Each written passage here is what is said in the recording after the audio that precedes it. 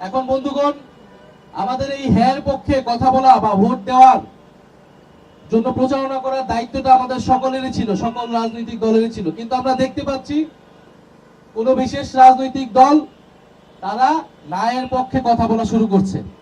তারা ইনিয়ে বিনিয়ে নানাভাবে ন্যায়ের পক্ষে, মানুষ যাতে ন্যায়ের পক্ষে ভোট দেয়, তাদের কর্মীরা যাতে ন্যায়ের পক্ষে ভোট দেয়, সেটার জন্য প্রচারণা করার চেষ্টা করছে। তারা প্রথমে বলল যে সরকার নিরপেক্ষ থাকতে হবে, সরকার হ্যায়ের পক্ষে কথা বলতে পারবে না। এই বিশেষ দলই যখন সংস্কার কমিশন হয়েছিল তখন তারা বলেছিল এই সরকার কেন সংস্কার করবে, গণ অভ্যুত্থানের পরে কোনো সংস্কারেরই প্রয়োজন নাই তারা বলেছিল। কিন্তু আমরা বলেছিলাম সংস্কার করতে হবে, সংস্কারই গণ অভ্যুত্থানের প্রধান এজেন্ডা, বিচার সংস্কার। ফলে এখন তারা ন্যায়ের পক্ষে পরোক্ষভাবে বলার চেষ্টা করছেন। আমরা বলবো এই ভুলটি করার চেষ্টা করবেন না।